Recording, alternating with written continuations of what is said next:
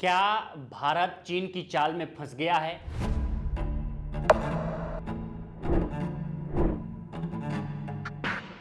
क्योंकि भारत की विदेश नीति से तो यही समझ में आ रहा है कि क्या कर रहे हो भाई। अभी तक चीन को आंख दिखाने वाला भारत अब चीन से बातें करने लगा है। चीन के सामानों का बहिष्कार करने वाला भारत चीन के साथ व्यापार के लिए सालों से बंद 3 रास्तों को खोलने पर सहमत हो गया है। ऐसे में सवाल पूछा जा रहा है कि लाल किले की प्राचीर से आत्मनिर्भर भारत और वोकल फॉर लोकल को बढ़ावा देने का ऐलान करने वाले प्रधानमंत्री मोदी की विदेश नीति अचानक चीन के साथ क्यों चलने लगी। भारत हम सबका है। हम मिलकर के वोकल फॉर लोकल उस मंत्र को हर नागरिक के जीवन का मंत्र बनाएं। भारत में बनी हुई, भारत के नागरिकों के पसीने से बनी हुई वो चीजें जिसमें भारत की मिट्टी की महक हो और जो भारत के आत्मनिर्भर के संकल्प को ताकत देता हो, हम उसी को खरीदेंगे, हम उसी का उपयोग करेंगे। अगर चीन से व्यापार बढ़ा तो फिर वोकल फॉर लोकल का क्या होगा? चीन के सस्ते सामानों के सामने मेक इन इंडिया के सामान कहां टिक पाएंगे? हमारे उभरते एंटरप्रेन्योर का क्या होगा? आज के चर्चा के इस कार्यक्रम में इन्हीं सब सवालों का जवाब और भारत की बदलती विदेश नीति पर बात होगी। नमस्कार, मैं उपेंद्र कुमार।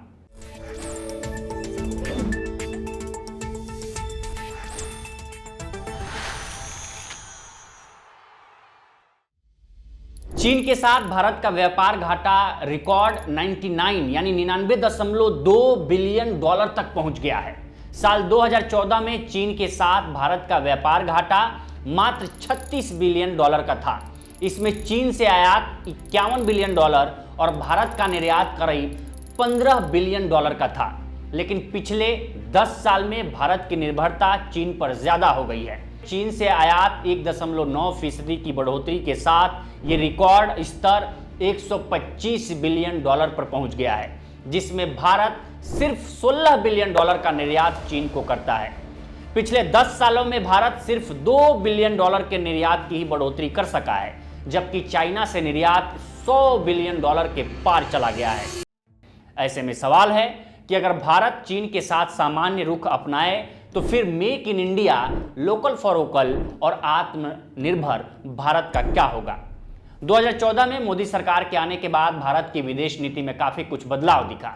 अमेरिका की तरफ मोदी सरकार का झुकाव और पड़ोसी राष्ट्रों के साथ तनाव भारत के सामरिक महत्व को भी प्रभावित किया। अब वही अमेरिका भारत पर टैरिफ लगाया जा रहा है। अभी 25% टैरिफ भारत पर लगा है। 27 अगस्त से 25% और टैरिफ लगेगा, यानी 50%।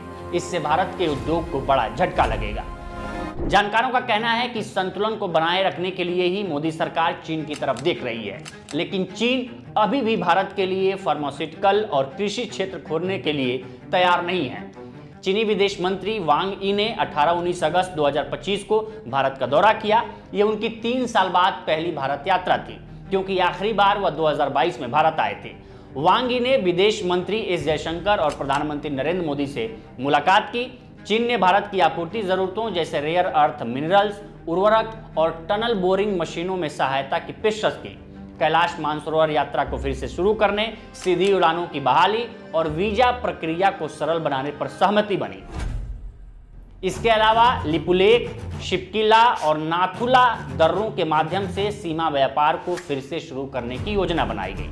वांग यी ने प्रधानमंत्री मोदी को शंघाई सहयोग संगठन शिखर सम्मेलन यानी एससीओ के लिए तियानजिन चीन में आमंत्रित किया, जिसे मोदी ने स्वीकार कर लिया। प्रधानमंत्री नरेंद्र मोदी 31 अगस्त से 1 सितंबर 2025 को तियानजिन चीन में एससीओ शिखर सम्मेलन में भाग लेंगे। ये उनकी 7 साल बाद पहली चीन यात्रा होगी, क्योंकि उनकी आखिरी यात्रा 2018 में वुहान में अनौपचारिक शिखर सम्मेलन के लिए थी।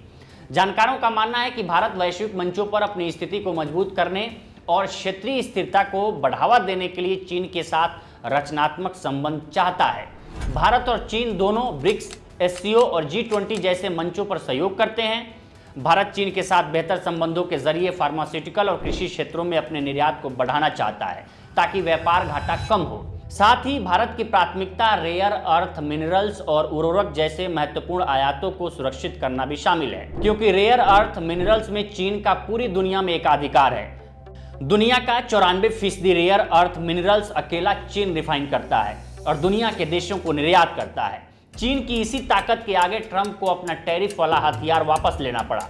हालांकि जानकारों का यह भी कहना है कि चीन के साथ संबंध बहाल करना और सीमा पर तनाव कम करना सकारात्मक है, लेकिन चीन की अप्रत्याशित नीतियां और पाकिस्तान के साथ गठजोड़ भारत के लिए दोधारी तलवार साबित हो सकते हैं, क्योंकि चीन के साथ दोस्ती बढ़ाने का मतलब ये नहीं है कि चीन पाकिस्तान गठजोड़ कमजोर होगा, बल्कि भारत को दोनों मोर्चों पर सैन्य तैयारी बनाए रखनी होगी, जो रक्षा बजट पर भारी दबाव डालेगा। यदि भारत चीन के साथ बहुत करीब आता है तो यह दक्षिण एशिया में अपने पारंपरिक प्रभाव को खो सकता है, क्योंकि चीन पहले से ही भारत के पड़ोसी देशों में निवेश और प्रभाव बढ़ा रहा है।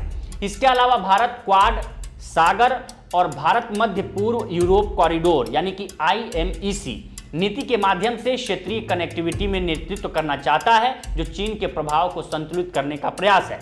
लेकिन चीन के साथ भारत की दोस्ती से क्वाड के साथी देशों अमेरिका, जापान और ऑस्ट्रेलिया के साथ रणनीतिक साझेदारी कमजोर हो सकती है, जो भारत के लिए इंडो पैसिफिक में चीन के बढ़ते प्रभाव को संतुलित करने के लिए महत्वपूर्ण है, क्योंकि ये तीनों देश भारत को चीन के खिलाफ एक रणनीतिक साझेदार के रूप में देखते हैं। जानकारों का मानना है कि चीन हमेशा से चाहता रहा है कि भारत उसके प्रभाव क्षेत्र में आए, जिससे CPEC यानी कि CPEC यानी कि चाइना पाकिस्तान इकोनॉमिक कॉरिडोर और BRI पर कोई प्रभाव ना पड़े। भारत हमेशा से BRI और CPEC का विरोध करता रहा है, क्योंकि ये भारत के प्रभुत्व वाले POK से होकर जाता है, जो भारत की संप्रभुता को खतरे में डाल सकता है। इसलिए भारत इसका विरोध करता है। भारत ने 2024 के SCO शिखर सम्मेलन में BRI का समर्थन करने से इनकार कर दिया था और कहा था कि कनेक्टिविटी परियोजना को संप्रभुता और क्षेत्रीय अखंडता का सम्मान करना चाहिए। यही वजह है कि भारत अपनी परियोजनाओं IMEC, सागर और कॉटन रूट को बढ़ावा देकर BRI के प्रभाव को कम करने की कोशिश कर रहा है। जानकारों का मानना है कि चीन भारत को BRI में शामिल करना चाहता है। 2013 में भी चीनी प्रधानमंत्री ली केकियांग ने भारत के साथ BCIM गलियारे को विकसित करने की इच्छा जताई थी, लेकिन भारत ने इसे ठुकरा दिया था, क्योंकि भारत को BRI में शामिल करके चीन क्षेत्रीय प्रतिस्पर्धा को कम करना चाहता है और भारत को अपने प्रभाव क्षेत्र में लाना चाहता है। हालांकि भारत भी चीन के साथ दोस्ती का उपयोग अपनी स्थिति को मजबूत करने, व्यापार घाटे को कम करने और क्षेत्रीय स्थिरता पर सुनिश्चित करने के लिए कर रहा है। ये एक तरफा इस्तेमाल नहीं है, बल्कि दोनों अपने राष्ट्रीय हितों को आगे बढ़ा रहे हैं। लेकिन सवाल ये है कि क्या ये दोस्ती भारत को आत्मनिर्भर भारत और वोकल फॉर लोकल के सपने से दूर ले जा रही है? क्या मेक इन इंडिया और हमारे उभरते उद्यमियों को चीन के सस्ते सामानों के सामने टिकने का मौका मिलेगा? और सबसे बड़ा सवाल, क्या भारत चीन की रणनीतिक चाल में फंस रहा है, जो BRI और CPEC के जरिए क्षेत्रीय प्रभुत्व चाहता है? भारत की विदेश नीति इस संतुलन को कैसे बनाए रखेगी और क्या ये दोस्ती भारत के लिए फायदेमंद होगी या महंगी साबित होगी? कमेंट कर जरूर बताइए। चर्चा के आज के कार्यक्रम में बस इतना ही। बाकी देश दुनिया की तमाम खबरों के लिए बने रहें लोकमत हिंदी के साथ। नमस्कार।